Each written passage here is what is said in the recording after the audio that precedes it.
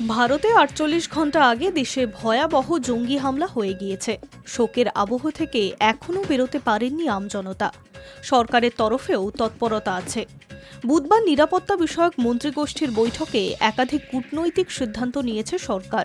সিন্ধু চুক্তি বাতিল, আটারি সীমান্ত বন্ধ, পাকিস্তানিদের ভিসা বাতিলের মতো একাধিক সিদ্ধান্ত নিয়েছে কেন্দ্র। অপেক্ষা ছিল প্রধানমন্ত্রীর বার্তায়। প্রথমবার প্রকাশ্যে পহেলগাঁও নিয়ে মুখ খুলেই প্রধানমন্ত্রী বলে দিলেন, ভারতের আত্মায় আঘাত করার দুঃসাহস যারা দেখিয়েছে তারা ছাড়া পাবে না। পৃথিবীর যে প্রান্তেই লুকিয়ে থাক তাদের খুঁজে বের করে মারবে ভারত। শুধু তাই নয়, যারা এই সন্ত্রাসবাদীদের আশ্রয় দেয়, যারা আড়ালে থেকে সাহায্য করে, তাদের যেটুকু অস্তিত্ব অবশিষ্ট আছে সেটাও গুঁড়িয়ে দেওয়া হবে। आतंकियों ने मासूम देशवासियों को जिस बेरहमी से मारा है,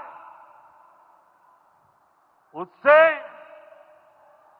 पूरा देश व्यथित है। किसी ने अपना बेटा खोया, किसी ने अपना भाई खोया, किसी ने अपना जीवन साथी खोया।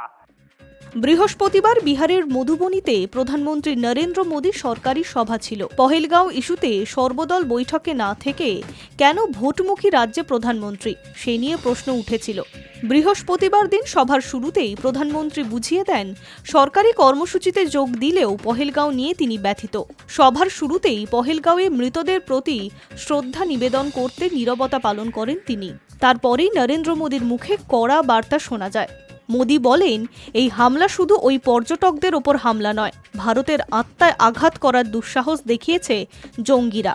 এমন শাস্তি দেব যে ওরা কল্পনাও করতে পারবে না। देश के दुश्मनों ने भारत की आत्मा पर हमला करने का दुस्साहस किया है। मैं बहुत स्पष्ट शब्दों में कहना चाहता हूं,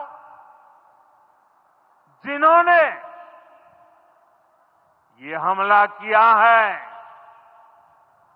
उन आतंकियों को और इस हमले की साजिश रचने वालों को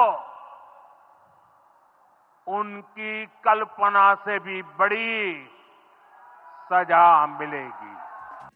পহেলগাঁওয়ে যখন জঙ্গি হামলার ঘটনাটি ঘটে, সেই সময় নরেন্দ্র মোদী সৌদি আরবের সফরে ছিলেন। ভারতীয়দের ওপরে হামলার খবর পেয়ে সৌদি আরবের সফর কাটছাট করে দেশে ফেরেন। সেই দিনই জরুরি বৈঠক করেন প্রধানমন্ত্রী।